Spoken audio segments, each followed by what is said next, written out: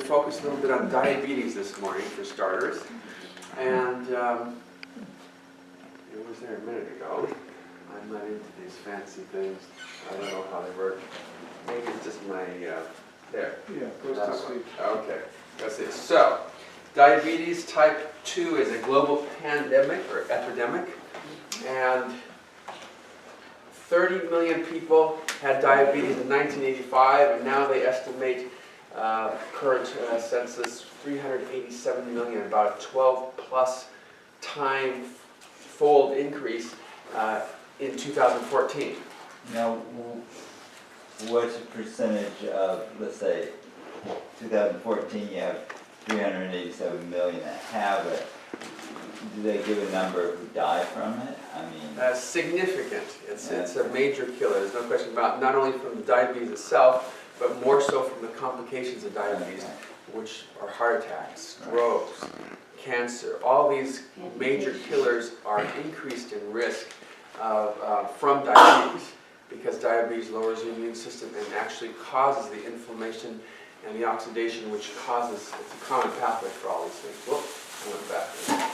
So the great news is that it's largely preventable and it's significantly reversible. The slide before, I believe, said something like 40% of Americans estimated in their lifetime are going to have diabetes. So if that's not a pandemic, I don't know what it is. 40% of people. that's a large. That's a large amount. But the great news is it's largely preventable and significantly reversible. So what's the cause of the diabetes? Well, it's a complex interaction of many different things, but there are mainly three parts to this. Number one is the sugar goes high, of course. The sugars are the fuel in the body, right? Yep. So basically the fuel is like the gas in the engine of our cars, okay? And the problem with diabetes, of course, is this fuel, this carb problem, this glucose problem in our blood system, if you measure it, is running too hot. It's too high. And so therefore, as our sugars go too high, it's like a forest fire going out of control. Because say our blood sugar should be around 76 or so fasting, they say, and every 1 point above 76 is a 6% risk for diabetes. So that means if you're running about 100 or so, that's going to be almost 100% chance fasting that you're going to have diabetes. It's in the pre-diabetic range. And so basically, when we think of sugars, we think about fuels, we think we want to have a proper octane in our engine. We don't want to have too high an octane. We don't want to burn up too fast, or you can get the complications of diabetes, the burnout, right? Which are cataracts in the eyes and diabetic changes in the eyes, kidney failure, heart attacks, strokes, cancer, numbness, it destroys burns out the nerves in our fingers, so we get neuropathy in our feet and so forth.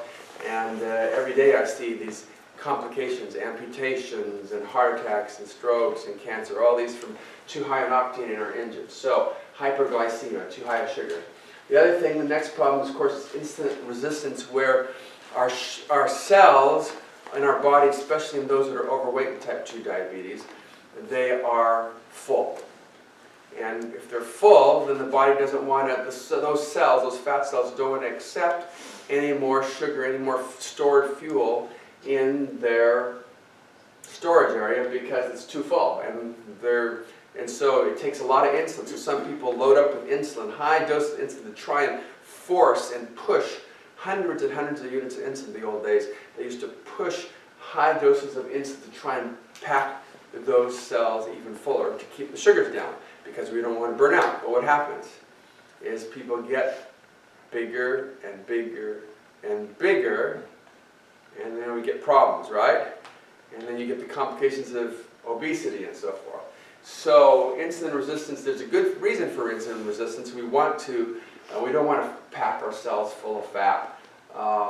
We don't want to have high sugars, but we've got to figure out how to do this, how to correct these problems. And so the other main source or cause of problems causing this problem is that the sugars are impaired. The secretion of the insulin in our bodies from our pancreas is impaired. It's not putting out the insulin properly. It's decreased production of the insulin in the beta cells of the pancreas, and also the islet cells are not working right. And if you have imbalance, we thought before it was just the insulin, But now we know there's also the ratios and the balances and the interactions between insulin, the beta cells, and glucagon, the alpha cells, and those problems. And so the alpha cells make too glucagon, and if you have too much, it increases the blood sugar. And there are all these interactions, genetics, SNPs, which are these singular nucleotide polymorphisms where they interact with you've heard of epigenetics and genetics and how the body, in our system, it just turns on and off genes to cause the diabetes or problems like that. We're finding more and more about arsenic, and the fact that arsenic exposure in drinking water, inorganic arsenic, is causing a lot of problems too. And bisphenol A's, you've heard, more and more people are finding these plastic bottles, and these bottles are becoming, you want to make sure it's BPA free and all these types of things. And pesticides, they've been using pesticides for years and years, Roundup and organic phosphates and chlorinated pesticides, and they were using widespread, now they're becoming more and more restricted. But also Agent Orange. I see a lot of Vietnam vets, they were exposed to Agent Orange, and they get covered as part of their VA benefits, diabetes, if they were exposed to Agent Orange, because it is one of those things that are causing problems. So, the wonderful news again is that even though, yes, go ahead. Well, you were naming off a bunch of chemicals, okay? But in plastic bottles and in pesticides and so forth. Yeah, in general, you were naming off a bunch of chemicals. So if you take those chemicals in a nutshell, they deteriorate the body in the same way? Or, is there a certain gland or organ that they generally attack, or are they all individually? Well, like I mentioned before, yeah, it's a sort of a complex interaction, and sometimes it can just cause the pancreas to not make enough insulin. And sometimes it affects the resistance where the cells don't want to accept insulin as well, and the sugars stay higher in a normal person. And then sometimes it's from all these interactions back and forth that are causing these genetic expressions of various genes. It's tricky, okay. It all is a mess. Okay. So, but the encouraging thing is we're finding out more and more, and we're staying more away from plastic bottles of water, plastic bottles of sodas and things like that, because they're saying, well, this is BPA free, and this is this and that and the other thing. So we're finding out that some people are becoming more and more aware of these problems. And if you go to common everyday stores nowadays, they're having BPA free bottles, and there's an awareness, but it's still getting there. But that BPA, I keep hearing the chemical that they're putting in besides BPA, there's questioning that too. There's a lot of different chemicals. BPA makes plastic soft. Yes. Plastic usually is really hard and rigid, and BPA makes it soft.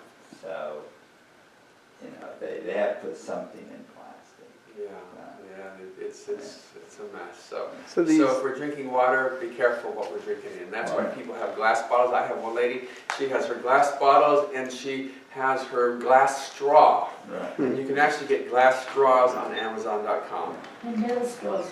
And metal straws too, yes. So basically all the different types of chemicals and interferences in our environment are affecting our body organs to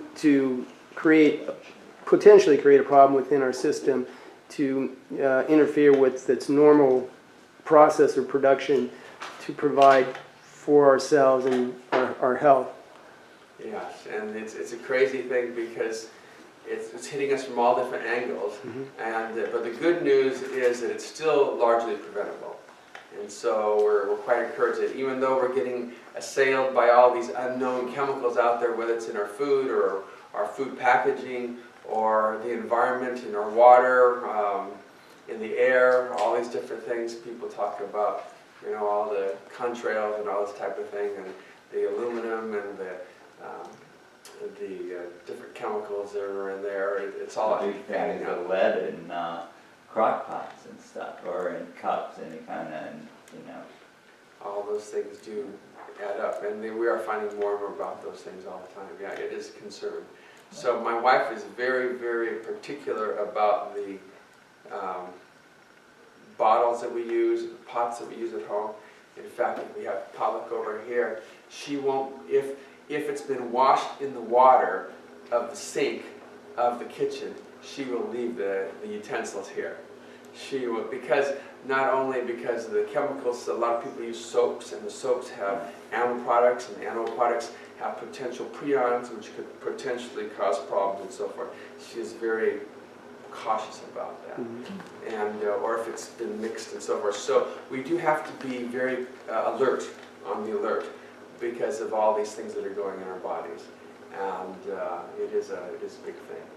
So basically, the encouraging thing is lifestyle is a tremendous. It's been studied out to have a tremendous effect on reducing diabetes, which we're just thrilled about. There are 4 large epidemiological studies showing, one was in Finland, the United States, China, and Japan, all these big studies showing that lifestyle intervention is significant. In fact, it's even more helpful than metformin. Metformin is the #1 worldwide diabetic pill. It's a great medicine. It does help lower our sugars. It does help people lose weight. It does lessen one's risk for cancer and spread of cancer, like breast cancer, prostate cancer, to other parts of the body and so forth. Some people used to say you should put it in the water. But even better than metformin, which is the #1 and the only diabetic medicine that's been proved to lessen mortality, lessen deaths from diabetes. The only diabetic pill, not even insulin. I mean, not even insulin has been proven to lessen the risk of death according to various studies and so forth, but lifestyle is more valuable. So I'm going to show you a little bit, 3-4 cornerstone of integrative diabetes management, and I'm taking some of this information, I'm going to show you a chart, I'm going to give you a chart from this book. It's Integrative Medicine. It just came out this year. It's actually dated 2018, and it's a good book, and I have to digest this one for my boards next year because I'm board certified in holistic medicine, but the anti-aging as well as family practice, but basically with the holistic medicine they're transferring that to integrated medicine now, and the integrated medicine is they're just sort of developing all these things. You can just pass those around. And now they have fellowships. You can't be board certified unless you have your fellowship. But since I'm an old guy, they're going to grandfather me in if I pass their test. So, and there's 2 sheets to this. Oh, there's 2 sheets. I mean on the back. No, it's on the back. Oh, woo. One on the front, one on the back. And we're going to be looking at there. And so basically, the back is sort of a summary with the therapeutic reviews, including the grade A's, which is what we're going to be focusing on. The one on the front is on a lot of the factors that differ and so forth. But, so, it's very interesting. But on this metformin thing, I just wanted, it says metformin is the only diabetic medication shown to reduce cardiovascular mortality. And they have all these statistics in systematic reviews, and as such should be considered first-line treatment for diabetes. Isn't that amazing? Of all, we have a lot of diabetic pills out there, and all different classes of drugs, but metformin is the only one that's been proved to lessen heart disease death rates and so forth. So, nutrition. Now, this is just in general. Nutrition can lower the A1C. The hemoglobin A1C is a 3-month average of your blood sugar. And we've moved more and more from avoiding fasting sugars, which is just a one instantaneous reading for monitoring diabetes. That's not as good of a model or as good of an indicator as the A1C, which is a 24/7, 24 hours a day, 7 days a week, 3-month average of one's diabetes. And so we want to know what that sugar is. And if it's high, that's why we screen for diabetes now, not with that 2-hour glucose tolerance test where you drink the water, and the sugar and monitor all the curves and so forth, not the fasting sugar, but we're now dealing with this instantaneous, this 3-month A1C. It's non-fasting. You don't have to prepare for it because it's 24/7. It's there. And this 3-month average we can have, we're picking up so much prediabetes nowadays, and we're being much more aggressive about treating prediabetes because even 10 years before the onset of formal diabetes, you can have the complications of high sugars. And that includes cataracts, that includes neuropathy, that includes retinopathy, which are the eye changes. So you can lose your feeling even before you become full-blown diabetes. You can lose your vision even before you become full-blown diabetic and so forth. Now, when they say nutrition, 1 to 2% reduction in the A1Cs, that's conservative, I would say. Because I see over and over again, I see people coming down with A1Cs from 12, 14, some of these are train wrecks and so forth, and they're coming down to normal range with lifestyle changes and so forth. They can come down to a 6. 5.6 is non-diabetic. 5.7 to 6.4 is prediabetes. 6.5 and higher is diabetes. So I've seen people go from 12s down to 6s. That's a 6% reduction with nutrition and lifestyle changes. So it just depends, of course, on all these different factors that are interacting that you're talking about. And that's the exciting thing that we're going to share. I'm just looking at this, and the one thing that maybe, and I don't, maybe you can explain it to me. If you go down all the way, it says avoidance of high doses of B6. Yes. Okay, and then it says the vitamin increase, Neil.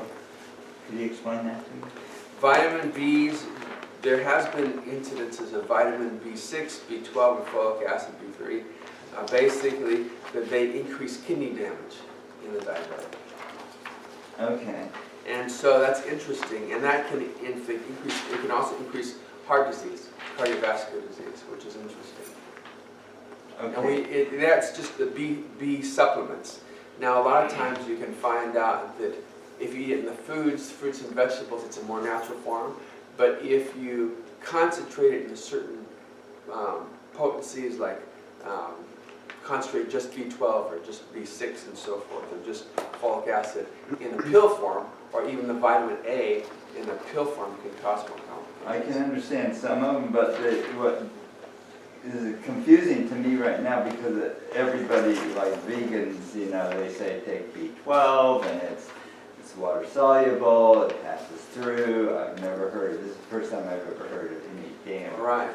Yes, I think it's a relatively newer study, and it is true that if I worked at a place called Weimar Institute before, and we had a lot of people coming in for diabetes from all over the world, and basically when they would come in, they would change their diet, and they would monitor these people, and they had a school there for kids, and there was a college and high school, and Dr. Creighton was an endocrinologist who did some of the studies and published some of the papers on diabetes and lifestyle. He basically found that like 70% of the students at the school eating vegan diet at the cafeteria were B12 deficient. Right.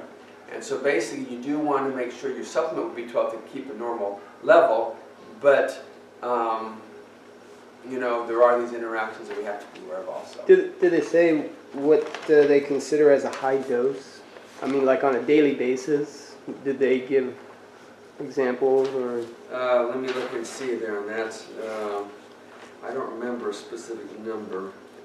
I think it was mentioned in one of our health classes how much we should be getting on a daily basis. I think what was it, 5?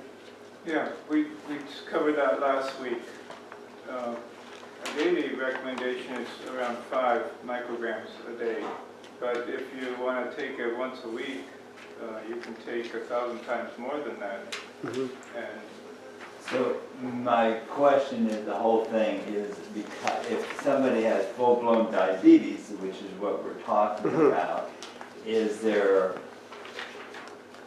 a difference from a healthy person taking B12? I mean, you know, is there a reason? Wouldn't the dosage be different between somebody who's healthy versus somebody who is diabetic? So I guess from what I'm hearing, there should be different dosages for those types of people, one who's got diabetes and one who's in healthy condition. Right, people can overdo it. I've seen people who, because they're vegan, they just take automatically a B12, 1,000 micrograms or 5,000 a week if they're deficient and so forth. But then if they take it for years and years, I've seen people with 2 or 3 times the normal levels of B12, and I tell them you've got to cut back and so forth. So it doesn't hurt to have a blood test regularly. That's what I would recommend, because I see that every once in a while.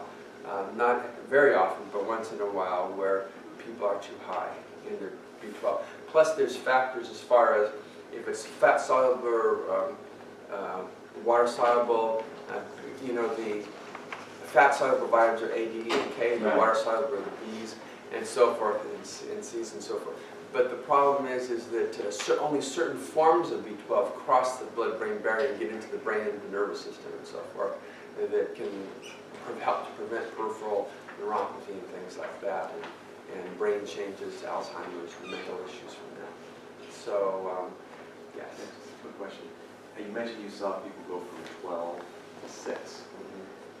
Now, We're following them along, and we're treating them. Yeah, and we're, no, that sounds like a 50% reduction. Maybe I don't understand the math right. Is that right? 50%? It's 6 points, so it's Right, 50%. basically it's an A1C 5.6 is probably a sugar around 80 or so, or something like that, 80 or average, or Okay, it's like so a it's an guess. average sugar. Oh, okay. And then like a 12 might be like a 350 or 400 average blood sugar, 24/7. Okay. So it's probably more, it's definitely more than a 50% reduction in blood sugar is 24/7. Okay. So that does seem 1 to 2% seems It's small, extremely but that's small. because people aren't doing that much lifestyle. Lifestyle intervention. Okay. So that nutrition there is not the optimal. Nutrition is a significant part about it, but you know, it depends on what they're talking about. What they Nutrition. so that I get it. Okay. What are they really, because nowadays, you know, the ADA diet, you know, American diabetic diet is quite different than the ideal Yeah, diet right. that we know about nowadays. Gotcha. That makes And sense. even Michigan, University of Michigan, that is pretty advanced in health and holistic medicine and so forth, they have a University of Michigan Integrated Medicine Food Chart period. And this is what it looks like, and it used to be, you know, the old food pyramids and so forth. Well, on top of this, they have little supplements, and they have lean meats on the top, and then fish and seafoods, eggs and dairy, then seasonings, healthy fats, then legumes is bigger, and then grains is even bigger yet, and the bottom is fruits and vegetables. So, but even so, they do allow a small tip, of course, for lean meats, fish, seafoods, and supplements and accompaniments and so forth. So, it just depends on how strict you are. Mhm. If one has I'm promoting in the office more the optimal diet, Yeah. because there's good, better, and best. You've probably heard about Dr. Meyer and others talking about probably Brad, and also others talking about various programs and how careful you can be, and Rob and so forth. I'm sure he's been talking about it also.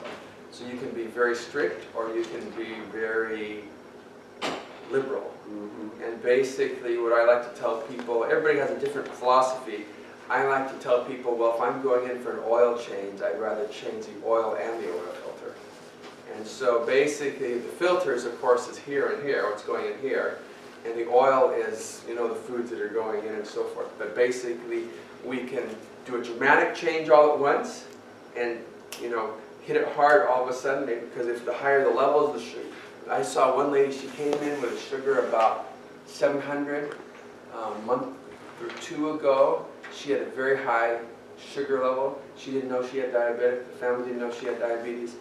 And basically she went into coma because it was so hyperosmotic coma. It's not that common nowadays, but she actually went into coma and wound up in the hospital just the day after I started. We ordered some blood tests, and it comes back like amazingly high. And I called the family and I said, you know, we didn't know about this, but this is pretty serious. And she'd go to the hospital. And they said, oh yeah, she's already in the hospital. She's had a coma. She was in coma.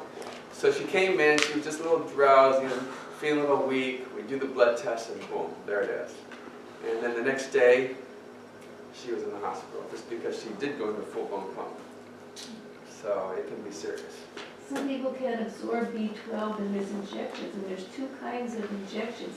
Is there 2 kinds of oral? There's different forms of B12, that's true. And there's more than 2 types of oral, there's more than 2 types of injectable. And basically, the oral, the most common is the cyanocobalamin, B12, which has that cyanide molecule type thing that people, and I tell people, just remember to don't get the cyano one, like the cyanide one. Instead, get the methylcobalamin one or the hydroxycobalamin. And you can get those in injectable forms also. And those are better absorbed, and they do cross the blood-brain barrier better. Big difference in the price. There's a significant difference in the price, yes. And it's hard to get there. You usually have to order. You can get it on Amazon.com. Yeah.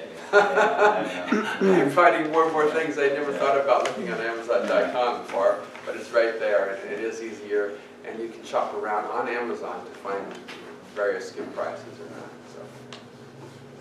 So, but yeah, so when I'm hitting someone with diabetes, I'm not just hitting them with the food they're eating, but also their whole lifestyle. So it's hard for me to say, but I would say nutrition is a big part of it, because I've seen people that don't do much on exercise. They don't have time to do much for exercise.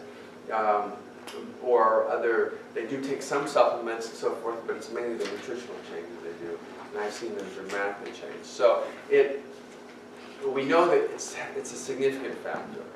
And it's better than the pills and the prescriptions, because if you look on the bottom of that 338, metformin, how much does it say that it average decreases it? 1% to A1C. So maybe if they had to come in with an A1C of 10 and go down to 9, if they had a 7 go down to 6 or something like that. And these other medicines or diabetic pills, they decrease it by 1%, 1.25% or something like that. But again, it's not necessarily, even though it may reduce the sugar, doesn't necessarily mean it's going to improve their longevity. It's not necessarily going to decrease their mortality. When you're starting a lifestyle change of trying to improve your health, and let's say you're diabetic like this woman you were speaking of, was it because of her sugar levels, or was she making a change and it triggered whatever was going on in her system and caused her to go into a coma? Could that possibly happen to people who are not aware that they have some type of diabetic problems, and they start a life-changing program to eat better to improve their health? I mean, can doing that trigger problems within our system and cause us to have a major health breakdown or something like that? Can changes in lifestyle cause a major breakdown of health? Is that? Well, if you're trying to make some healthy changes and you've got health issues and you start to make changes in your diet, reducing things, because our bodies build up toxins, right? And when we start to implement certain foods that are healthy for us, doesn't it start a detoxifying process in our system? And will it actually begin a cleansing to where it could cause us to go through a phase to where we get really sick? Like, for example, diabetes. If the person has a diabetic problem and all of a sudden you're making changes in your diet, could it cause you to have some kind of, more reaction, health reaction in the negative instead of? Sure. Anything that we change in our lifestyle that's not our usual self can cause significant risk factors. Okay. In fact, when we were at Weimar, because we were doing such dramatic changes in people's diets, we had to monitor their blood pressure, their blood sugars regularly, several times a day. Okay. Because we had to get them off of their diabetic pills and off their blood pressure pills. Otherwise, they would bottom out. They could pass out from too low a blood pressure, too low a blood sugar. Okay. And so... So there's a process here to help somebody to make that change, so this way it doesn't end up causing the toxins in the body to poison them and make them worse off. Yes, all these things can interact with, whether it be from too low blood sugar, low pressure from just because we don't need those pills and those medications, but also because of other supplements, interactions, food, diet. All those do have a significant change. Okay. And so they all should be considered. So you should do this under the advisement of a medical professional of some sort if you're going to make. The more dramatic the changes, the more, and the faster you change things, the more dramatic changes in your body. And so you might have to be very careful about what you're doing to your body. Okay. And monitoring and so forth. So all these, but it's encouraging that it's not just the carbs way back when, or just the fats way back when, but there's all these other issues and so forth that we're finding out. For instance, egg avoidance. Did we know before that egg consumption increases the risk of diabetes by 50%? In 2 studies, the population studies. That's interesting. A lot of people eat a lot of eggs, and they say, are eggs really that bad, and so forth? And I talk to them, well, we know for sure the cholesterol in the egg yolks is significantly bad. If you must eat eggs, the white is better, but it still can increase your risk of diabetes. It's still, it's forbidden by the FDA for being labeled as safe and healthy and so forth. A friend of ours, of my family, they weren't aware. It was his wife. She was a vegetarian, but she was eating a lot of eggs. She was eating at least 3 eggs a day. I would say she was at least 70, maybe a little older. And just one morning, it hit her. She had a heart attack, and it took her. And this was just recently. This was like a year ago. And nobody could figure out what happened until they finally did some kind of autopsy on her. And apparently she had a lot of cholesterol buildup because she was consuming too much eggs, too many eggs. And so I thought, well, wow, that was pretty strange. Because I hear the pros and cons on eggs. You know, they're good for you or they're bad for you. And so I'm guessing there must be a middle ground for those who like to have egg in their diet. So, you know, Right. Yeah. Eggs are a good protein if you're deficient in protein and so forth. It's a very fast way to build up protein in the body, which is good, but it does have its side effects. And just like if a person's hypoglycemic, your sugars are too low, you want to give sugar back, even if it's glucose, even if it's a soda, even if it's a candy bar, something like that, because it's better than being too low. Because that can cause all sorts of metabolic crazy things going on, which could be more serious. So, yeah, so it is important to understand all those interactions. Well, if you're focusing on protein, there are so many better proteins that don't have any negative effects on your kidneys. Beans is the best example. It doesn't cause any inflammation of the kidneys like the protein in eggs does. All animal proteins can increase inflammation of your kidneys. And diabetics often have chronic renal inflammation because